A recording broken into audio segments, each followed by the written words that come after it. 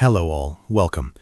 Today we will be covering whether states have sovereign immunity from private lawsuits in the courts of other states.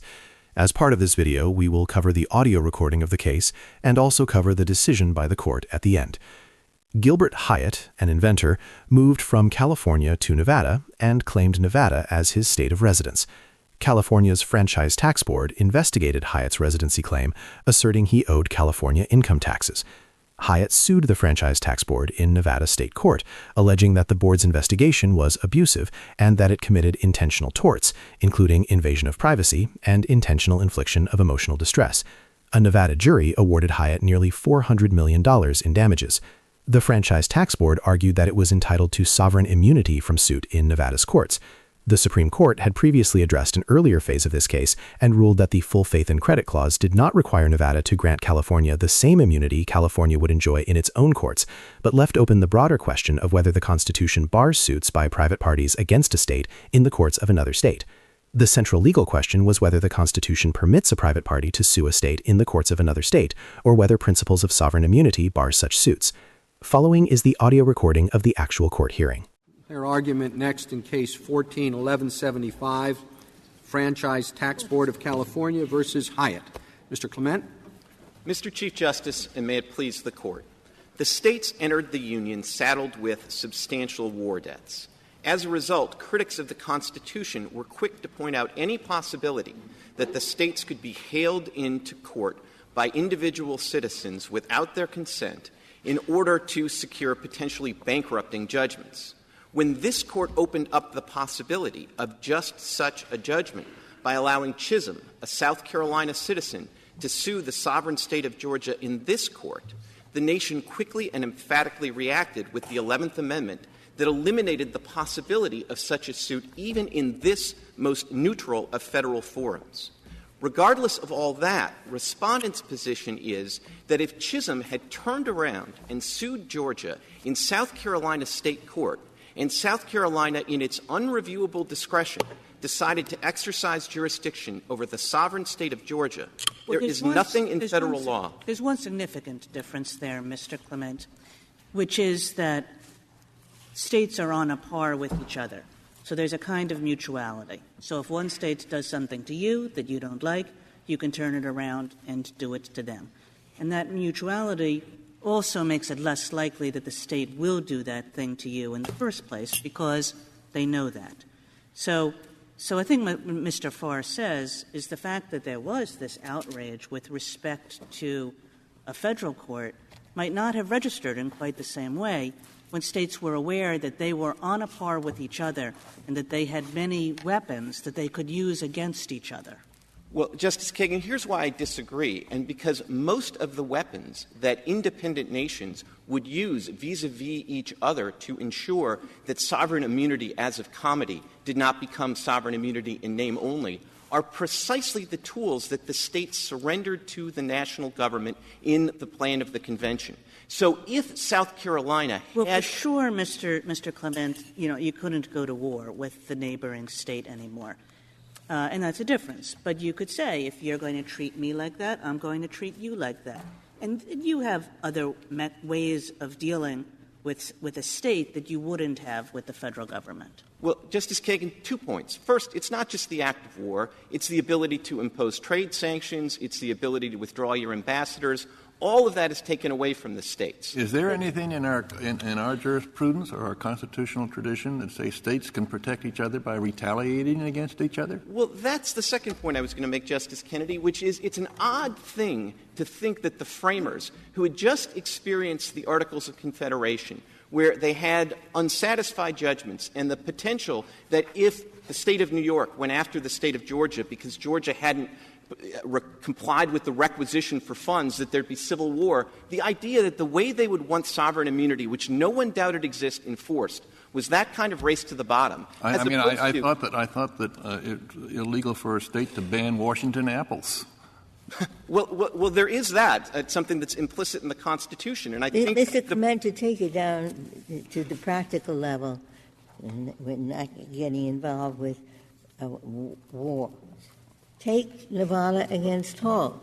But Justice Kagan's point is if California says that a Nevada truck coming on its California roads injuring a California resident, so Nevada is liable to the courts and the law of California. Nevada can say, fine, if a California truck comes into our state and injures Nevada people, we will do the same thing. That's what I think Justice Kagan had in mind. Absolutely. And I think that's the exact opposite of what the framers were trying to do. They weren't trying to adopt a union where there would be signs on state borders that say, if you come in here, you thereby waive any sovereign immunity, and we will hail you into court and allow our citizens to do it. Instead, they were adopting a union where the states came in with substantial war debts and their sovereign immunity. And there is no way they would have sacrificed their sovereign immunity, which was the key protection for those war debts not being used against them to bankrupt them. I'm sorry. The system that you're advocating, just so I get it right, you're saying constitutionally every state is immune from any acts that they commit. This is the point that Justice Ginsburg is making. From any acts they commit against a non-citizen, even if they've waived sovereign immunity within their own state. Well, all I have to do is what? There's no non-citizen of a state who can ever be held, who could ever sue a state for whatever bad acts they've had. 2 points, Justice Sotomayor. First of all, let's take a Nevada resident. Let's say California comes in. The Nevada resident can certainly sue the state of California in California court if there's a waiver of sovereign immunity. And the Privileges and Immunities Clause of Article 4 would protect the Nevada citizen for California saying, well, we're going to waive our sovereign immunity as to California citizens, but not Nevada residents. So that's one protection that they have. The other point is, what we're really talking about is, as a starting point, is the default rule. Do you start with sovereign immunity? It's always possible for states to agree to waive their sovereign immunity. Why would they do that? Well, I can understand them getting together, which they haven't done, to agree upon limits to each other's or waivers of sovereign immunity. But what would induce them to come together to do that? I suppose consideration... If they don't think that they're forced to. Well, considerations of convenience. I mean, Nevada and California could decide that they have sufficient comity and respect for each other, that it's perfectly fine for California to be sued in Nevada court. But conversely, they could come and make a contrary decision because of their sovereign immunity and say, no, if you want to sue us, come into our courts. And so I we think have a case like 34 states tell us that they didn't like this rule. 45. How come they haven't gotten together and done an agreement among all of them? Because it would be very burdensome to do that, and I think with all due respect, they think there already was an agreement among the states through their people that solved this problem, and that's the Constitution, and it preserved the sovereign immunity they would have. If I could... There's no question that they gave — this is why the 11th Amendment, they gave up a lot of things to the federal government, and I can understand why they thought they needed the 11th Amendment. But what makes you think that they gave up their sovereignty with each other with respect to these kinds of issues? Two things. It's not in the Constitution. Two things principally, Your Honor. First is, I don't think they actually gave anything up. What my friend on the other side suggests they gave up is the right of one sovereign court system to hail another sovereign into that court system. And that is a right that didn't exist at the founding. And that's what Hall said didn't exist. Hall said the states vis-a-vis each other don't agree to respect the other's sovereign immunity. Hall distinguished sovereign immunity where you are the king, where you are sovereign, a state's immunity, and then said, but when another state is in the picture, equally sovereign, then both of them are sovereign, and neither has to respect the sovereign immunity of the other. That it's just, well, when the nation was new, you will admit that there was no full faith and credit obligation, if one state was going to respect the sovereignty of the other, it would be a matter of comity, right? You say comity, I would say as a starting point, law of nations. But absolutely, it is true that whenever you're talking about sovereign immunity in any court other than the sovereign's own, you are talking about sovereign immunity as of comity. Okay, so when did it change from comity to an obligation? Upon the framing of the Constitution, just as it did with respect to every other sovereign immunity principle, the principle that emerges from this Court's cases is that if the states had pre-existing sovereign immunity from a suit and they did not sacrifice it in the plan of convention, then they continue to enjoy it as a matter of constitutional right. I would have thought you would answer that the obligation was an obligation of international law, that comity was an obligation of international law insofar as it extended to sovereign immunity of each state not being hailed into the courts of another state. That was international law. Yeah, the very concept of comity is a matter of grace. That's international law. That's what this Court said in Hilton against Gio. Comity is not a kind of a full faith and credit. But 2 points are important, Justice Ginsburg. First of all, although the law of nations as the framing between independent nations was a matter of comity, that didn't mean that there weren't certain principles that were so well established that any nation that didn't respect them would be committing an act of war. And first on that list would be the idea that you could not have an in personam suit against a foreign sovereign. It was unheard of. And my friend doesn't disagree with that. I think his response to the possibility— Haven't we now recognized that there is no automatic immunity for a sovereign nation, another nation? That the Foreign Sovereign Immunities Act said, sometimes we respect the sovereignty of that foreign nation, but sometimes we don't, like in commercial deals. Right, Justice Ginsburg, and I don't think that you want to resolve this case on the law of nations immunity principles, either in 1789 or today. But if you were to do that, we would still win, because despite the relative laxity of waivers of sovereign immunity in the current age, you still don't have an in personam suit for something that's a core sovereign function like tax collection. Even to this day, we couldn't sue France over the exact same situation today. But I don't think the way that this Court's cases apply the law of nations is the right way of thinking about this. Rather, the right way to think about it is that sovereign immunity at the framing becomes a constitutional principle. And I think it's a certain irony, isn't there, that California is the state that gave us a Nevada against California, right? And California then was saying, oh, yes, we can sue the sovereign in Nevada in our courts if they come into our state and hurt our people. It was California. So is California now saying they were wrong in the argument that they made?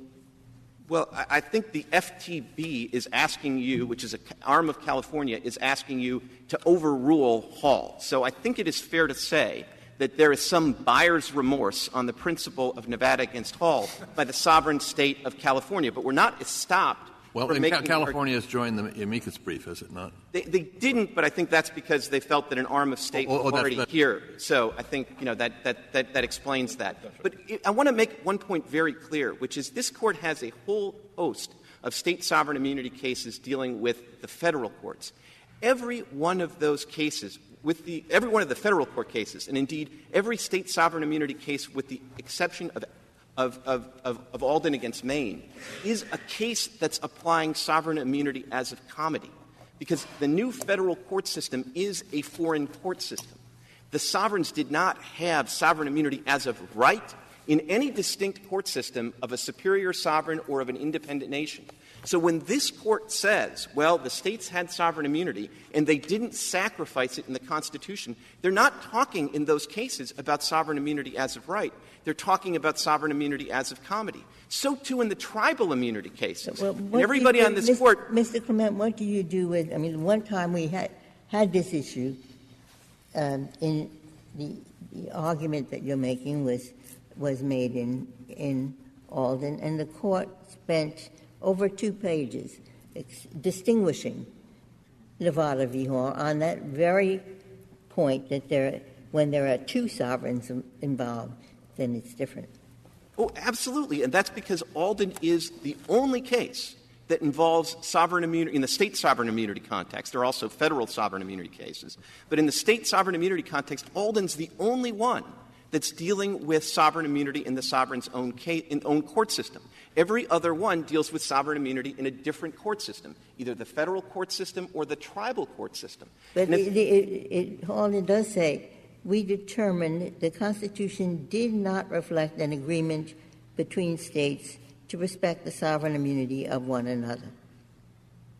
Well, I think that's because I assume that comes from the part of Alden where Alden's dealing with Hall as a given and is saying that the result in Alden does not require the overruling of Hall.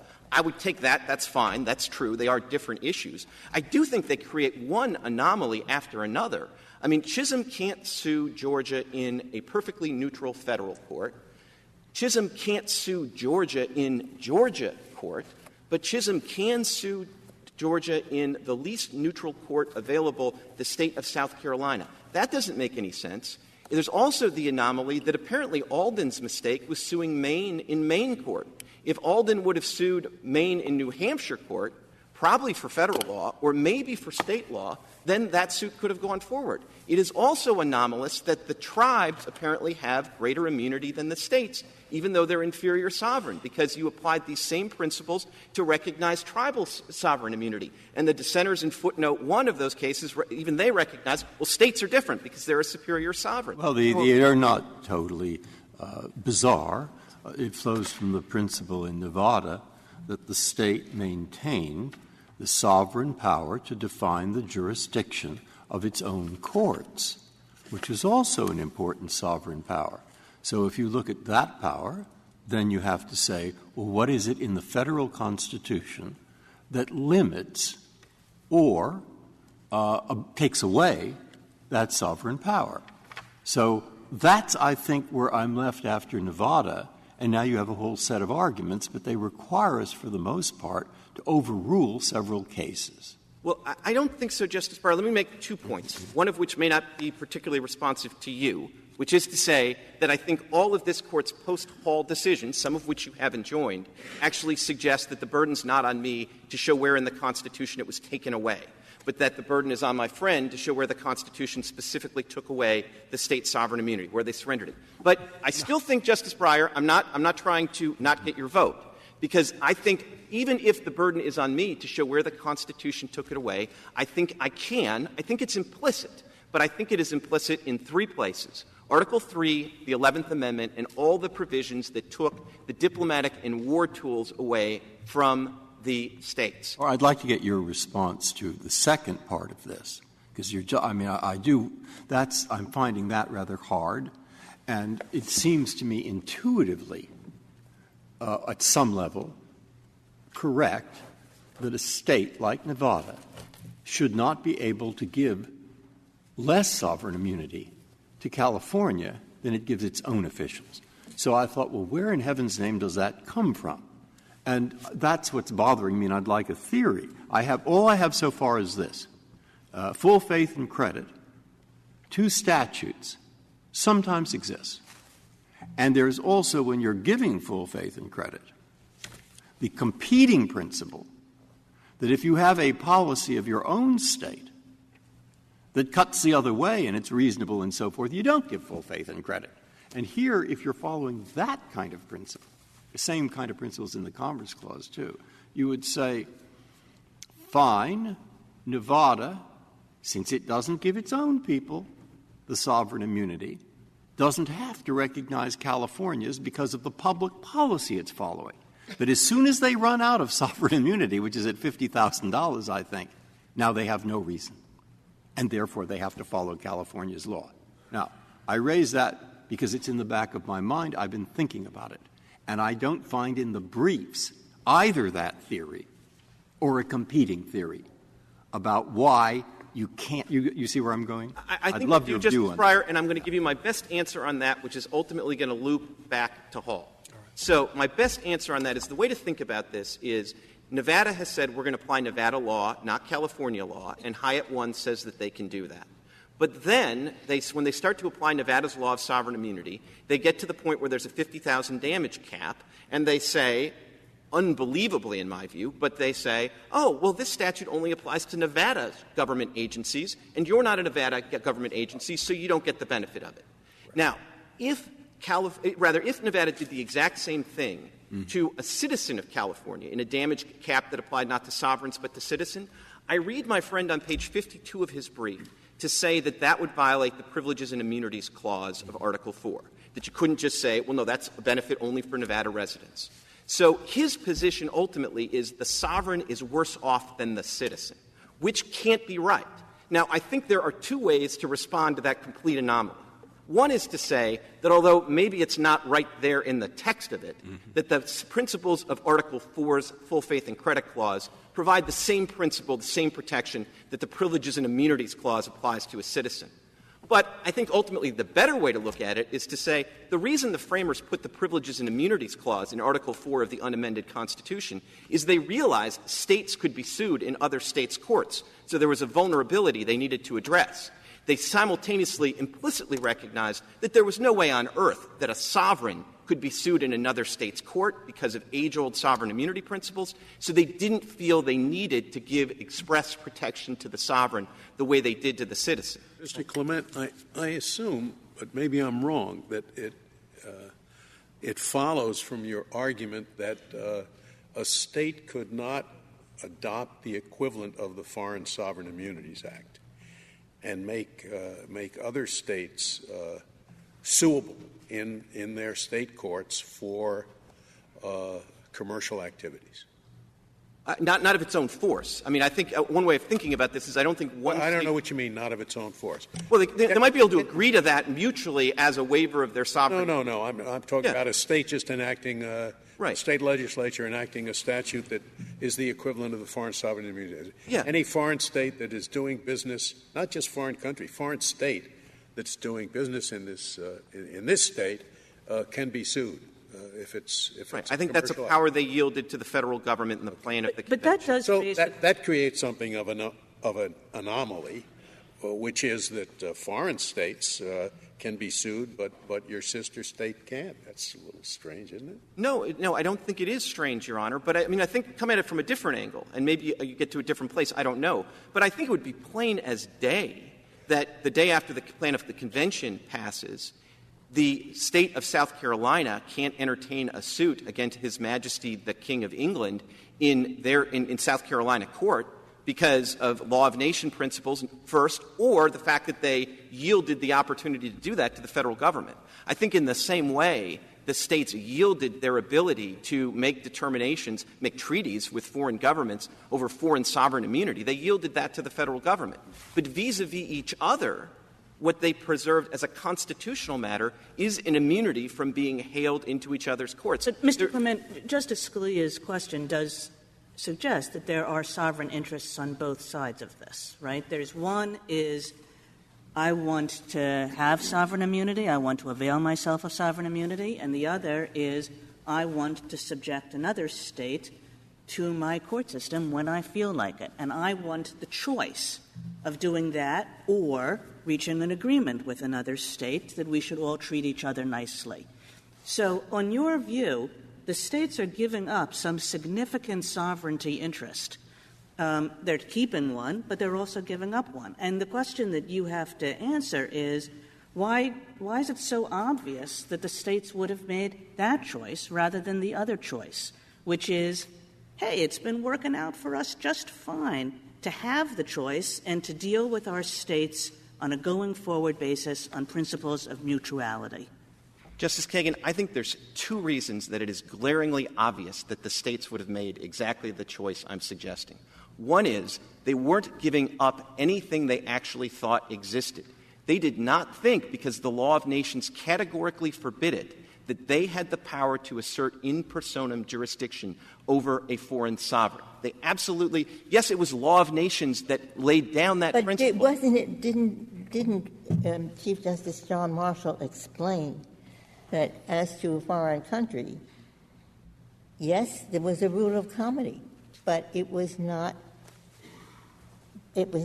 binding. We were not bound by it. The comedy, yes, because nations should treat each other with respect, but obligation, no. I thought that was the whole distinction made in Schooner.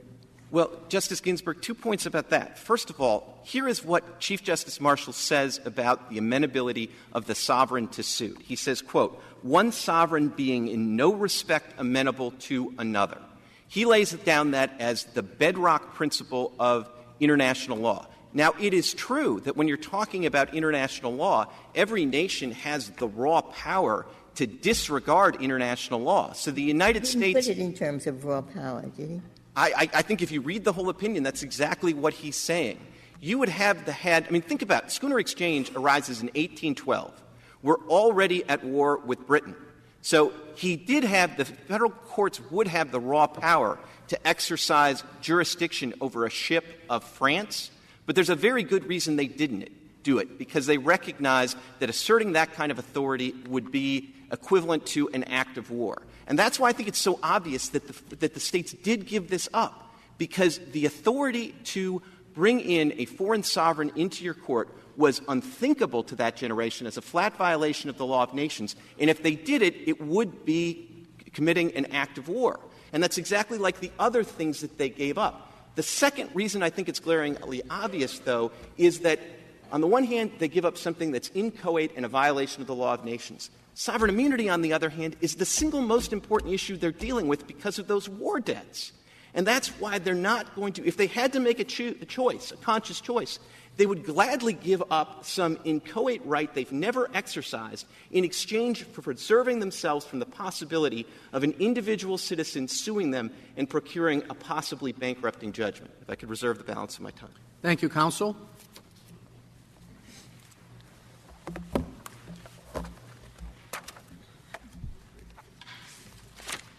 Mr. Farr.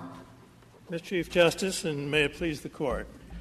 Since much of the discussion this morning is turned on the possible overruling of Nevada versus Hall, I'd like to start, if I might, by setting out what I think are the two main reasons why Nevada versus Hall shouldn't be overruled. First of all, the Court in Nevada versus Hall, unlike the Board in its argument, took account of the fact that after the formation of the Union, the states retained a great deal of their essential sovereign attributes, and that it was fundamentally inconsistent with those sovereign attributes for another state to declare itself immune as of right from its jurisdiction. The second reason is that the Board has failed to show that the ordinary political processes, in particular an agreement among the 46 states which are now represented before the Court saying they all agree there should be absolute immunity in each other's courts, why they can't reach that agreement and have that effectively be the law going forward without the intervention of this Court and without the need for this Court. They need the intervention of Congress, I assume, right? I'm sorry, Justice Scalia? They would need the intervention of Congress. I do not believe they would need the intervention of Congress, because this is not — compacts between states always required approval by the Congress. I beg to differ, Justice Scalia. Under this Court's cases — the Cuellar case. That's correct. That the question is whether an agreement among the states is an aggregation of state power at the expense of the federal government. If that's true, then Congress's approval is needed. But there are agreements among the states, some of which are actually called compacts, which do not require the consent of Congress, and I have no belief that this one would. I mean, this is not — if the states got together and mutually agreed we're going to honor each other's idea of sovereign immunity in our own courts, I don't see any reason that Congress would need to be involved. That seems to me quite disruptive of the union that the Constitution contemplates, in that states would make different arrangements with each other. Maybe they would freeze other states out. You would have states bargaining with each other. It seems to me that causes great dissension. Well, Justice Kennedy, there's always — For instance, California Franchise Tax Board collects tax from people all over the United States. And I could see some states saying, well, let's leave California out of this agreement, but we'll agree with ourselves. That seems to me highly disruptive. Well, you do have the 45 states supporting California in this case, making the total of 46. So in this particular case, there really are not very many states that are outside if you say the we're circle. just going to throw the states back on themselves, all the states negotiate with each other, that's not part of our constitutional tradition at all. Well, Justice Kennedy, I guess I do disagree with that. I mean, there is something that's been set up by the Council of State Governments called the National Center for Interstate Compacts. And its job is to help the state facilitate agreements among themselves on matters of common interest. And there are hundreds of these agreements. So the idea that the states should not be able to get together and formulate policies that are mutually beneficial to them and reach them by agreement rather than approaching the federal courts and saying overrule one of your prior cases or invent a novel principle of federal law to limit the damages seems to me exactly what the states as sovereigns ought to be doing. What was your first reason for saying keep Nevada? The first reason, Justice Ginsburg, is that Nevada versus Hall recognized in a way that the board never does that there are two sovereign interests at stake here. And one can read the board's briefs and listen to the terrific argument this morning, and one will not ever hear one word about Nevada's sovereign interest here in protecting and compensating. Well, I think Mr. Clement says that there are two answers to that. One is that they actually never exercised that sovereign interest, so it didn't mean very much to them. And the other is that in exercising that sovereign interest, they would be violating norms of international law, so that they wouldn't have really thought that that was a significant and exercisable interest.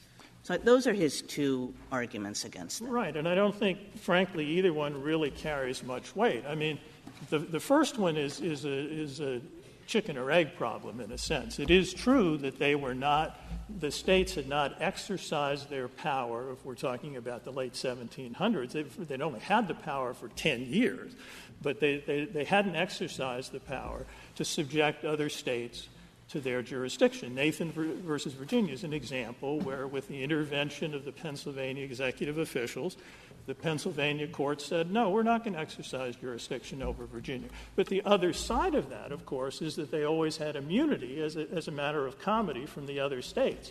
So if one is looking at the question of how do we think about this, looking back in time, several hundred years, what decision would the states have made? The answer is we really don't know. They weren't faced with that. If the states thought that they had retained this power, why have you not cited any cases in which this was exercised before Nevada versus Hall? Because there basically are no cases where the power was exercised. Up to that point, the courts of the various states were treating the other states as immune. There weren't very many suits filed, but immune as a matter of comity. But that, of course, is exactly what the relationships between these sovereigns are all about. If one goes back and starts with a foundational decision, which is Schooner Exchange. Schooner Exchange is a very important decision about sovereign immunity, but it's also, and principally, a decision about sovereignty. And what Schooner Exchange says is that each sovereign within its own territory has exclusive and absolute authority. And therefore, if another sovereign is going to come into that territory and act contrary to the laws of the sovereign, it can only do that with the consent of the home sovereign. That's the principle on which all of this is based. So this, although there are obviously two sovereigns involved and a sovereign interest in each case, an interest in immunity on the part of the visiting sovereign, an interest in having its exclusive authority over its territory on the part of the home sovereign, Schooner Exchange actually tells you the answer if they come in conflict, because the requirement of consent of the home sovereign is what is ultimately predominant. Mr. Farr, I'm concerned about the 11th Amendment, which, of course, does not prevent its words do not prevent a state from being sued in federal court. They only prevent a state being sued by citizens of another state in federal court. Okay. Nonetheless, in Chisholm, we well, it goes beyond that. Chisholm, which prompted the 11th Amendment. Hans against Louisiana. We have held, it was Hans, which held that it's also citizens of the same state that cannot sue in federal court. But that's not in the 11th Amendment. That rested upon, this is what Justice Hughes said it rested upon. Manifestly, we cannot assume that the letter of the 11th Amendment exhausts the restrictions upon suits against non-consenting states. Behind the words of the constitutional provisions are postulates which limit and control. There is the essential postulate that the controversies as contemplated shall be found to be of a justiciable character. There is also the postulate that states of the Union, still possessing attributes of sovereignty, shall be immune from suits without their consent, save where there has been a surrender of this immunity in the plan of the convention. In other words, Hans says there's an assumption behind the 11th Amendment that the states cannot be sued without their consent. Now, why should that apply only to suit in federal courts and not to suits in the courts of other states? I think the answer to that, Justice Scalia, is because the situations are very different. I think, in fact, the notion that the Board, I think, presents generally, and I want to get very specifically to the question, but I don't want to just preface it with this one observation, if I may. The Board's suggestion, I think, is what the Court really just needs to do now is put the third leg on the immunity triangle. It's already made clear that states have immunity in their own courts, which is the English tradition, and that states have immunity in federal courts. That's the 11th Amendment. So all really the Court should be doing now is to draw the last part of that and say they have immunity in the courts of other states. But those are all different situations. The states have immunity in their own courts, just as nations do, because they are the sole sovereign involved there. There aren't two sovereigns when you're talking about immunity in your own courts. So that's one separate thing. Now, to get specifically to the question you're raising, Justice Scalia, immunity in the federal courts, which is broader than the language of the 11th Amendment. And, of course, the federal courts are courts of a different sovereign, in a sense, than the state courts. But at the time that the Constitution was being drafted and the question of ratification came up, this was an issue that was specifically discussed. And therefore, when the states were concerned about ratifying the Constitution because of their war debts, they raised questions, and the framers, like Madison and Hamilton, so on and so forth, gave them assurances, and that was the deal. Yeah, the assurances were based upon the postulate, the assumption that no state, of course, can be hailed into the courts of another sovereign without its consent. That was the answer, and that answer applies not just to being hailed into the federal courts, but being hailed into the courts of other states. But, Justice Scalia, to be blunt about it, there is no such postulate. I mean, if sovereign immunity is what the Board says it was, or is, that a sovereign can never be sued without its consent in the courts of another state, then the entire international world is operating on an incorrect premise. Nations can be sued in the United States under the Foreign Sovereign Immunities Act for commercial torts, for commercial activities, for certain torts, without their consent.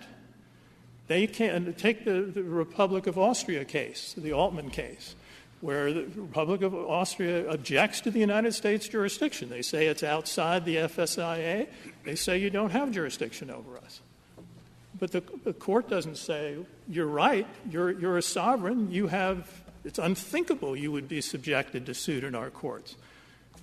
The court resolves the case against the Republic of Austria and finds no sovereign immunity. So there isn't such a postulate as broadly worded as you suggest. How do you explain Hans versus Louisiana? Hans versus Louisiana is the second part of the triangle. That's the question of a state being sued in federal court. And Hans versus Louisiana makes perfect sense. I mean, if one says, at the time of the convention, The states were concerned about being sued in federal courts, and the deal that was made essentially was they were given assurances, if you ratify the Constitution, you will not be subject to suit at the behest of individuals in federal court. If you accept that deal, and then you look at the language of the 11th Amendment, well, the 11th Amendment the language doesn't capture that deal because it leaves aside suits by citizens of your own state. So, Mr. Farr, Mr. Clement suggests that it's unthinkable that a state would be so concerned about being hailed into federal court, but not just as concerned, or even more so, about being hailed into suit of another state. What is the response to that? The response to that is that argument just doesn't give proper weight to the balance of power and the difference in the balance of power between the federal government and state governments and between the state governments horizontally. To go back again to the formation, Justice Kagan, if one is looking at the situation that the states were facing at that time, they're forming a new union. So they get a say in this because they have to ratify it before it actually exists. So when they're looking at this, what do they see? They see a sovereign that is going to be a superior sovereign. What does that mean for sovereign immunity purposes? It means that if that sovereign is sued in the state courts, the states have to dismiss the suit. There's no principle that is any clearer than the fact that a superior sovereign cannot be brought to answer in the courts of inferior sovereigns. So that's the state of play. With respect to the other states, however, there's an equality. They could subject other states to suit in their courts, but if they did, then they might be subject to suit because comity breaks down. Why do you say it was so clearly established that a superior sovereign could not be sued in the courts of a lesser sovereign? I'm sorry. I thought we invented that system of two sovereigns, a superior sovereign and a lesser sovereign. What examples of the absolutely clear rule that you can't be a superior sovereign can't be sued in the state court? I think if one looks at English common law, you have stratifications in English common law. There are no sovereigns in England except the king. Well, the king was not answerable in lesser courts. Maybe I used the word sovereign improperly there. But different point. Okay. Pardon. I'm sorry, Justice Breyer. Well, I just want you at some point to give 3 minutes. I will accept for argument's sake that the great issue in Philadelphia in 1787 was a division of power between a federal government and the states, not questions of what states could do in respect to each other. And they wrote what they wrote, but that's what they're thinking of. And you're saying the second is what's at issue here. And that's correct. And therefore, we have 2 cases on it. We went through the whole thing. At the very least, don't open it. All right, I'll accept, or don't go back, because it's at least not that clear. And therefore, I'll accept that. Now, I would like just 2 minutes on what's bothering me. And what is bothering me is I really don't see how Nevada can say we're going to give immunity to our own state, but we won't accept California's similar immunity. Now, that doesn't seem intuitively right, but if I look at the Constitution, I see it says this. It says, full faith and credit shall be given in each state to the public acts of other states. California has a public act which gives immunity. Nevada is not giving full faith and credit to that. I think those acts can sometimes include statutes or common law rules or decisions of courts. So I say, how does Nevada get away with that? Answer, because they have a strong public policy in not doing it. Namely, the policy of they don't give anybody, including their own officials, that kind of immunity. If that's the answer, that answer runs out of steam at the very point that they try to give officials more immunity than California is giving. Now, you see how I've lined up that legal reasoning with what seems intuitive. But I have no idea, to tell you the truth, about whether there's precedent for that, about what that might, in fact, get us into trouble on, or et cetera. So you must have thought through this. If I look in the briefs, the answer to this question of equal treatment, I can't find much. Well, I think that the important part there is that the only federal basis that they have really identified that conceivably could support this claim is the full faith and credit clause, because it is a federal law. It's part of the Constitution. But the full faith and credit clause reinforced by it is the same policy there. Well, it exists under the Commerce Clause, too, and the Privileges and Immunities Clause. That's the part I want to get to, because if one applies the full faith and credit clause, remember, of course, the Court did this in Hyatt 1 and rejected California's argument that its immunity law, giving absolute immunity, has to apply, and Nevada has to apply that. So the Court has already crossed that bridge, at least to some extent. Now, I agree with you. At that point, there was not a judgment, so there was no comparison of the damage. But then the question is, what is the full faith and credit standard that this Court applies? And that is the same standard that the Court applied in Hyatt 1, and that is, if Nevada is competent to legislate, it can apply its own law. It doesn't have to apply California law at all. And Nevada's own law, unless you try to rewrite it on some basis, which I'll also get to, California's law does not give immunity to other states. Nevada's law is great. Nevada's law says if you're a Nevada worker, a state, you don't have to pay a dime. In fact, you have to pay $50,000. Right. But if you're California or some other state, you could pay $40 million. Now, but let me go to your point here. No, I understand that, but I'm just what I want to be precise about this, because I want to just walk through it step by step. All I'm saying is Nevada law does not provide a cap for officials from other states. And what trouble will I get into with precedents, Constitution, or something else if I were to write the words that I suggested? Because once they go beyond their own immunities, they run out of steam and they have no reason for not following California's law. You don't think that's right? Because your argument... No, he doesn't think it's right. I don't think it's right. And Justice Ginsburg, thank you, because I'd like to point out, I think, maybe by going step by step, I didn't get to the step I want to get to quickly enough, but the step that I want to get to is there is no requirement in the full faith and credit clause that goes on top of are you competent to legislate with respect to the torts at issue. In other words, when a state says we're going to apply our own law to a lawsuit that it is competent to legislate about, has legislative jurisdiction, it doesn't have to answer a second question that says, well, we can allow you to do that. Can you show us a public policy of yours that would be offended by applying the law? Well, but in marriages and all kinds of things, I've seen the public policy language. When there is a right for a state to ignore the public act of another state, where there is some kind of policy orientation. But I want to draw a distinction between the constitutional test, which is are you competent to legislate? That's the sum total of the constitutional test. Now, of course, just because you haven't violated the Constitution when you're applying your own laws doesn't mean that the way that your decision to apply your own laws is not challengeable as a matter of state law. I'm not following. I guess I'm not.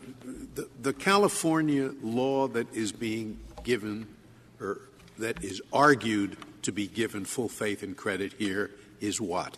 The California law on sovereign immunity?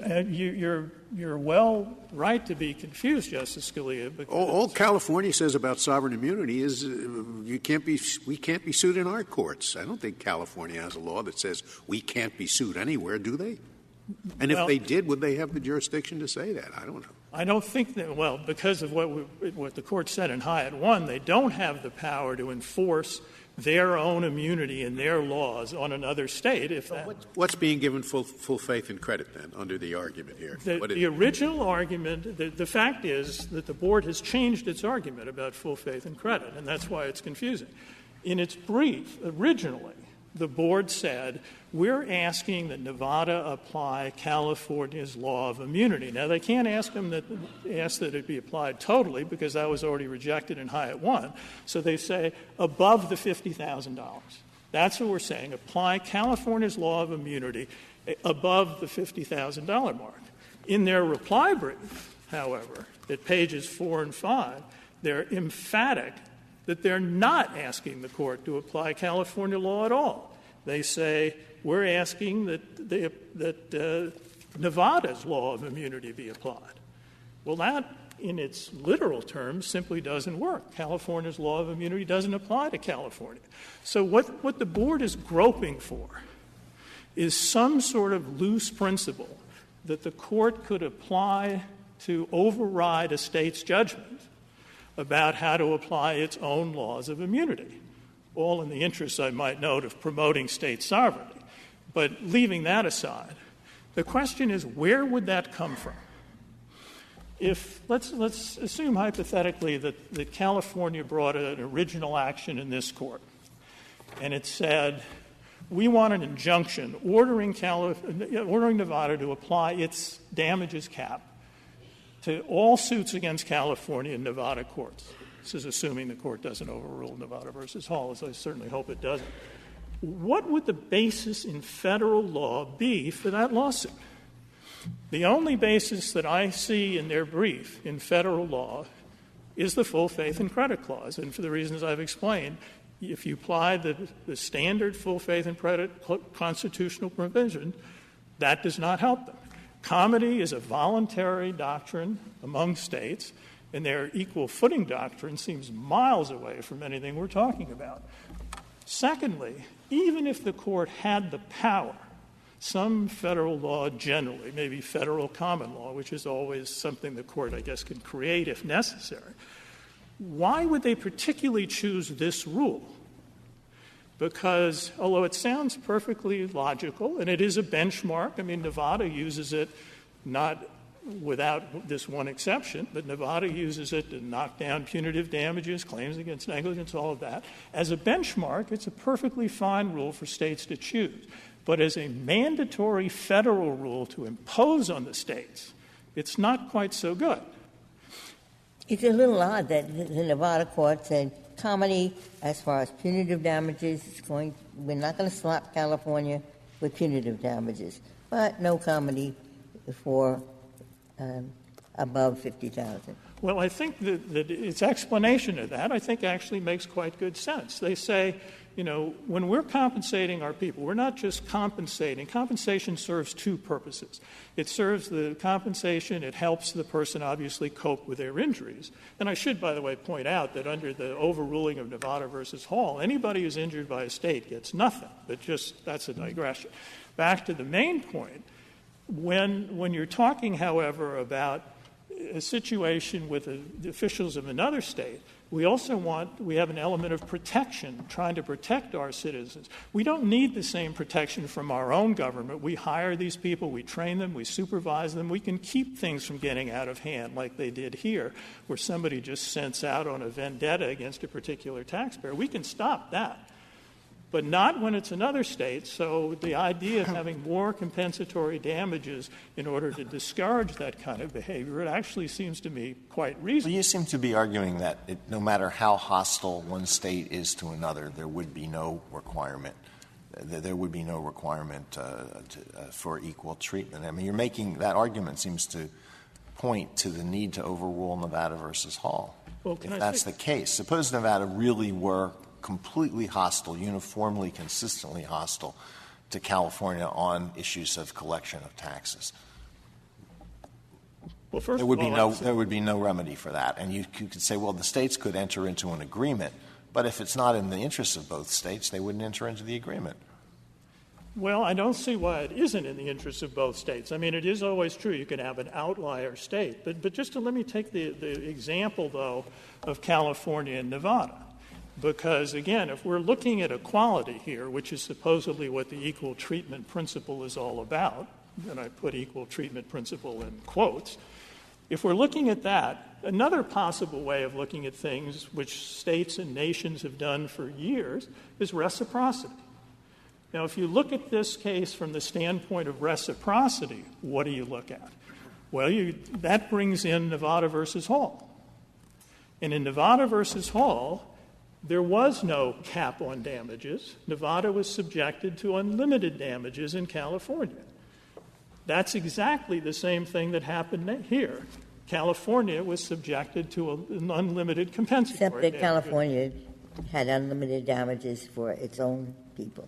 But that's correct, Justice Ginsburg. But if you're looking at the relationships between the two states, which is what we're looking at here, and the question of how states treat each other, reciprocity actually is more important. It's no solace to Nevada to say, well, you had to pay unlimited damages in California, but they only have to pay $50,000 to your citizens because they have a different rule.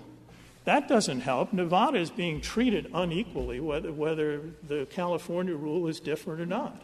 If Nevada didn't want to give California tax people the benefit of no punitive damages, it could do that, right? It would be a matter of comedy. To be honest with you, I have my doubts about that. I suspect the subject would never come up. But in talking about this idea that there could be something that this Court could impose on the states, there are things, for example, that could be drawn from international law that might, in fact, provide some sort of check if there were truly universal values. Equal treatment is not a universal value. For example, the United States is exempt in its own courts for torts based on battery and assault and false arrest. Foreign sovereigns are not. Under the Foreign Sovereign Immunities Act, the foreign sovereigns do not have immunity for those same torts. So if there's an equal treatment principle at large in the world and it's universal, then that seems to me to be something that the United States cannot do. But nobody suggests that that's inappropriate because these are all comedy-based. Ultimately, sovereigns can serve their own interests if they're willing to accept the possibility that other sovereigns will do that as well. So when I go back to this idea, is there something out there, I don't think one can ever completely rule that out when you're talking about arrangements among states and among sovereigns, because there is federal common law. But there is no principle. Before your time is up, to answer the argument based on Kiowa tribe, that is, that Indian tribes are immune from suit by individuals in state courts. So the argument that your colleague gave is, how can the states have less dignity than the Indian tribes? Well, let me just answer. I don't want to take much of my time, extra time, but the fact is that they obviously have dignity. They are sovereigns, and that's one of the reasons that they are treated so much with so much comedy. But the reason that they don't have the exact same immunity is the historical basis is different. The Indians and their particularized relationship with the federal government is an explanation for why they essentially partake of the same kinds of immunity that the federal government does. Thank you, counsel. Mr. Thank Clement, you. 4 minutes. Thank you, Mr. Chief Justice, and may it please the Court. 3 basic points in rebuttal. First of all, my friend on the other side quite rightly points out that the states burdened with their war debts were very, very concerned that they would be hailed in front of the new federal courts. So they sought an assurance. And the clearest place to see the assurance that they got is Federalist Number 81, where Alexander Hamilton makes clear that there's nothing to worry about here because they have sovereign immunity. And they have sovereign immunity as an inherent aspect of their sovereignty. And that assurance then becomes the postulate that this Court applies in Hans against Louisiana and applies in Monaco against Mississippi and all of these other cases where the immunity that's provided by the Constitution is actually greater than the text of the 11th Amendment. The assurance and the postulate are one and the same. Now, it may be that in the world of international relations we've wandered away from the Hamilton Federalist Number 81 understanding, but I don't think that matters. If it's constitutionalized, as it is in every other context, then the understanding in 1789 is what controls. Now, as to the all-important point of this balance that you referred to, Justice Kagan, I do want to be as emphatic as I can that the states were not giving up anything they thought they possessed. And I came upon a quote from Edmund Pendleton. talking about sovereignty, and he said the following in 1792, and if you want to find this, it's volume 5 of the documentary history of the Supreme Court. He said, "I have been taught by all writers on the subject that there is no earthly tribunal before whom sovereign and independent nations can be called and compelled to do justice."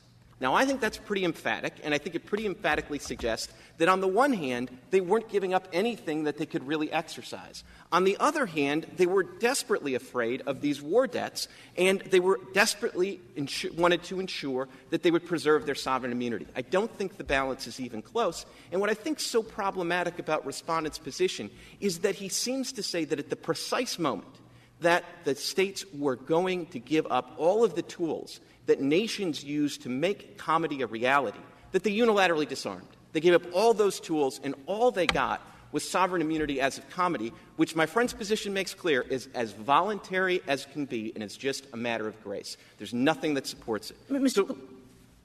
So I just wanted to finish with some anomalies here, because we've talked about a couple of them. We've talked about this idea that the Privileges and Immunities Clause would prevent Nevada from doing this to a citizen. Here's another anomaly. Now, my friend suggested briefly as a parenthetical that there's nothing that these poor Nevada citizens are going to be able to do. One thing they can do is go to California and sue consistent with California's waiver of sovereign immunity. As we point out in the reply brief, there are some remedies there. But the other thing they can do, as Justice Kennedy pointed out for the court in Alden, is there's still the possibility of an individual capacity suit against one of the California officers. Now, here's something anomalous. If you sued the California officer, who's presumably a California resident, they would have the protection of removal to federal court. So they'd at least be given a neutral federal forum. When my client tried to remove here, they were confronted with Mr. Hyatt's quite correct objection that the 11th Amendment prevented removal to federal court. But my goodness, you have now converted the 11th Amendment, clearly designed to enhance the sovereignty of the states into what Chief Justice Rehnquist called in Hall an albatross around their neck, that they are the one party that is least favored even compared to an ordinary litigant. That can't be right. And, of course, the granddaddy of all of the anomalies here is the idea that Chisholm could have sued Georgia in South Carolina state court. This court doesn't lightly overrule its precedents, but when it's faced with an anomaly that dramatic and that inconsistent with the founders' understanding, it's time to overrule it. Can I just ask you to on that last point? I think this is a very hard case straight up. But it's not straight up, right? You need a special justification on your side. So what is your special justification?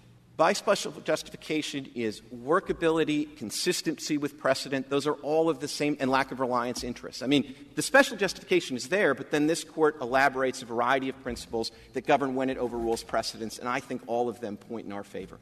Thank you, Your Honor. Thank you, counsel. The case is submitted. That concludes the audio recording of the court proceedings. The Supreme Court affirmed the Nevada Supreme Court in a 4-4 decision per curiam after the death of Justice Scalia left only 8 justices.